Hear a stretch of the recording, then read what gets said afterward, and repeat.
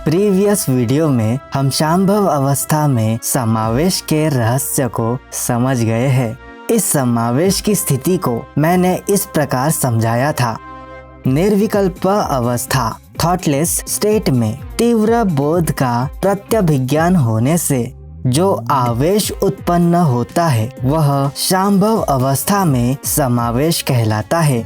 इसी प्रकार उच्चार रहित वस्तु तत्व का मनन चिंतन करते हुए जो समावेश होता है वह शाक्त समावेश कहलाता है और उच्चार करण ध्यान वर्ण और ध्यान प्रकल्पना आदि के द्वारा जो समावेश होता है वह आनव समावेश है।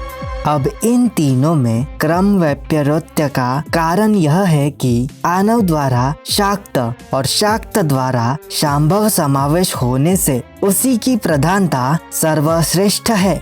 तो इस वीडियो में हम शांभोपाय की प्रस्थापना और विधि के विषय में संक्षिप्त और विस्तृत स्वरूप में चर्चा करेंगे। जय माँ काली दोस्तों, मैं हूँ नाग कुमार।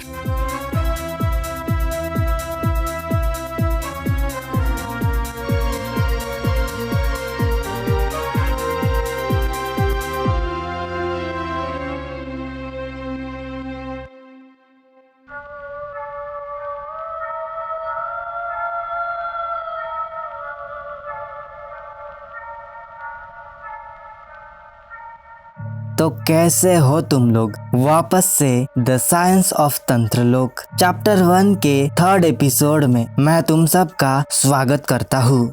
शांभोपाय में सफल होने के लिए साधक के पास सतर्कता और जागरूकता की दृढ़ शक्ति होनी चाहिए ताकि उसे स्वयं के विषय में जागरूकता बनाए रखने के लिए किसी अन्य बाहरी समर्थन की आवश्यकता नहीं हो। मेरे गुरुदेव के अनुसार शांभोपाय में साधक को केवल निर्विकल्प स्थिति को लगातार बनाए रखना है। इस कारण से शांभोपाय को सबसे परिष्कृत उपाय कहा जाता है। इसके अभ्यास के लिए साधक को किसी भी अनुभूति धारणा या विचार के शुरुआती प्रारंभिक बिंदु पर जागरूकता की सूक्ष्मतम स्थिति में रहना चाहिए। इसे कैसे करना है अब ध्यान से सुनो। जब तुम्हारे मन में जैसे ही कोई विचार या इच्छा जागृत होती है उससे पहले के क्षण पर अपनी जागरूकता को तुम्हें केंद्रित करना है। इसको और सरल बनाता हूँ। अब जैसे ही मेरे मन में विचार आता है, कोई भी विचार जैसे कोई कल्पना, उदाहरण के लिए मैं कल्पना करता हूँ परम शिव के स्वरूप की, तो जैसे ही मेरे मन में विचार आया और मैं कल्पना करने लगता हूँ, इससे पहले के क्षण पर मुझे अपनी जागरूकता को केंद्रित करना है। यह बहुत ही सरल है। अब जब तुम किसी भी इच्छा या विचार के आने से पहले ही और शुरुआत में ही अपनी जागरूकता को केंद्रित कर लेते हो और फिर अपनी जागरूकता में केंद्रित रहकर इसे स्थिरता से बनाए रखते हो, यही अवस्था शांभोपाय की प्रवेश की अवस्था है और यह प्रारंभिक बिंदु प्रथमाभास कहलाता है, जो किसी भी अनुभूति धारणा या विचार की शुरुआत में ही पाया जाता है, इससे पहले कि वह विचार निश्चित हो जाए। इस शांभोपाय में साधक निर्विकल्प अवस्था को बनाए रखते हुए केवल स्वयं की इच्छा मात्र से धारणा या विचार के इस पहले प्रारंभिक बिंदु में एकाग्रता में निवास करता है। शांभोपाय का योगी सतर्कता की ऐसी दृढ़ और अटूट शक्ति स्वयं के अंदर विकसित कर लेता है कि उसे केवल निर्विकल्प अवस्था में प्रस्थापित होने की इच्छा करनी है और वह प्रस्थापित हो जाता है। मेरे गुरुदेव स्वामी जी बताते हैं, क्योंकि शांभोपाय में इस योगी को केवल निर्विकल्प अवस्था में प्रस्थापित रहना है, तो उसे ऐसा करने के लिए कहीं जाने की कोई आवश्यकता नहीं होती और न ही कुछ करना होता है।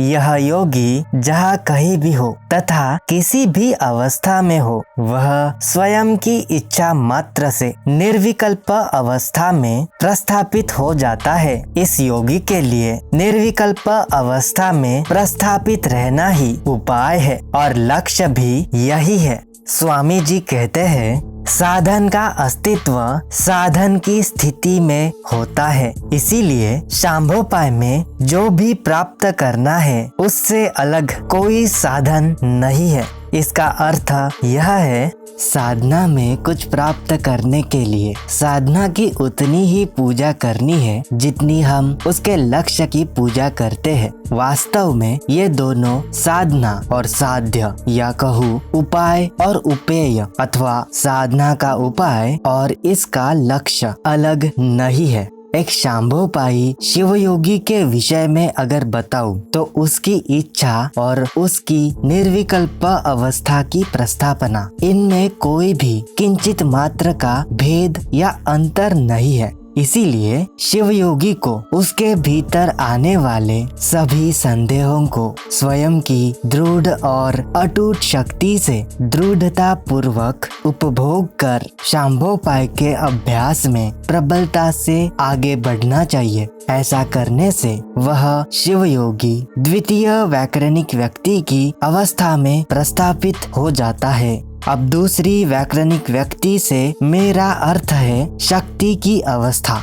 अगर तुम लोग मेरी वीडियोस को ध्यान पूर्वक देखते हो तो मैंने मेरी इस वाली वीडियो में शिव शक्ति वास्तव में क्या है और उनका रहस्य उजागर किया है। तो जिन्होंने वो वीडियो नहीं देखी है वो देख लेना। एनीवेज, तो यह शांभोपाई शिव योगी निर्विकल्प अवस्था में ही प्रस्थापित रहना चाहता है और वो निर्विकल्प अवस्था की निरंतरता को बनाए रखते हुए अपनी व्यक्ति परख जागरूकता में एकाग्रता से प्रस्थापित रहता है। अब इसी अवस्था में शिव योगी अखंडित निर्विकल्प अवस्था बनाए रखते हुए सार्वभौमिक शिव चेतना की स्वतंत्रता की शुरुआती चरण में प्रतीक्षा कर रहा होता है। यह सब कुछ प्राप्त करने के पश्चात अब उसके पास करने को कुछ भी शेष नहीं रहता। यह अवस्था सर्वोपरि महत्वपूर्ण है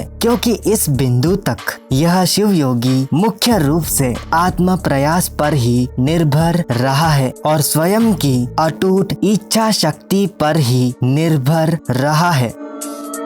मेरे गुरुदेव स्वामी जी कहते हैं, इस बिंदु से सार्वभौमिक शिव चेतना की स्वतंत्रमयी अवस्था में समावेश स्वचालित है। त्रिकशासन के अनुसार गुरु की कृपा के रूप में केवल परभैरव की शक्तिपात और अनुग्रह की कृपा से ही परमेश्वर परम शिव प्रकट होते हैं। जब शिवयोगी निर्विकल्प अवस्था बनाए रखते हुए शांभव अवस्था के प्रवेश द्वार पर पहुंच जाता है तो उसे परभैरव की कृपा प्राप्त करने में सक्षम माना जाता है।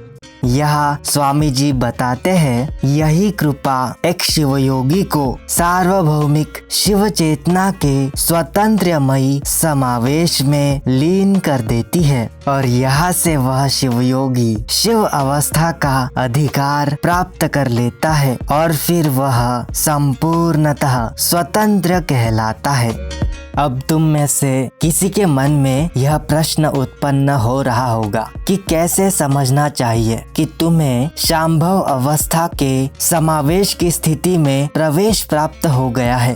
तो इसका उत्तर है, जब चिदात्मक बोध और स्वात्म कर्तृत्व की मुख्यता हो जाए, साथ ही संकुचित जड़त्व की गौणता हो जाए और एक ज्ञानात्मक प्रकाश का उल्लास हो जाए, तो यह समझना चाहिए कि यह समावेश की स्थिति है।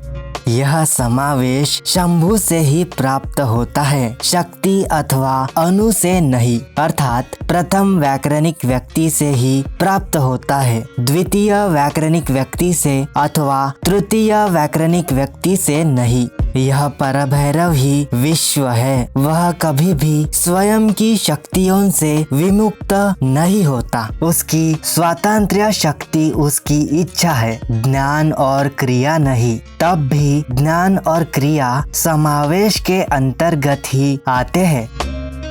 बहरहाल इन्हीं ज्ञान और क्रिया को हम आगे शाक्तोपाय और आनोपाय के अंतर्गत विस्तृत तथा संक्षिप्त स्वरूप में अगले एपिसोड में जानेंगे। मुझे आशा है कि यह शांभोपाय का छोटा सा स्पष्टीकरण जो मुझे मेरे गुरुदेव की कृपा से तुम सबके प्रत्यक्ष प्रस्तुत करने का सौभाग्य प्राप्त हुआ है, इसे सुनने वाले और देखने वाले श्रोताओं के हृदय में दृढ़ता और अखंडित एकाग्रता उत्पन्न करे। तुम सबको बस प्रयत्नशील रहना है।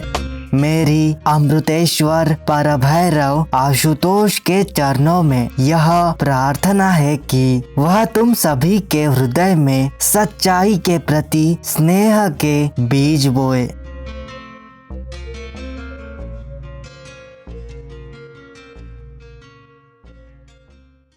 तो बस यार, इस एपिसोड में इतना ही। अगर वीडियो में कुछ समझ ना आया हो तो कमेंट करके पूछो, मैं प्रयत्न करूंगा कि उससे रिस्पॉन्स करूं। या फिर तुम लोग मेरा टेलीग्राम ग्रुप भी ज्वाइन कर सकते हो, जहां मैं हफ्ते में एक बार वीसी करता हूँ। अगर तुम्हें यह वीडियो पसंद आई तो लाइक कर देना। इस बार हम लाइक्स का एम रखते हैं 13 लाइक्स का, तो जल्दी से लाइक कर दो और इस वीडियो को अपने अपने स्पिरिचुअल ग्रुप्स में शेयर भी कर दो ताकि हमारी थोड़ी रीच बढ़ पाए। और अगर तुम कहीं से भी चैनल पर नए आए हो तो सब्सक्राइब करो यार। हम 500 सब्सक्राइबर्स मार्क के बहुत ज्यादा क्लोज आ चुके हैं, तो मेरी मदद करो यार इसे अचीव करने में। तो बस यह है इस वीडियो का अंत और मैं तुमसे मिलूंगा अगली वीडियो में। तब तक के लिए जय माँ काली।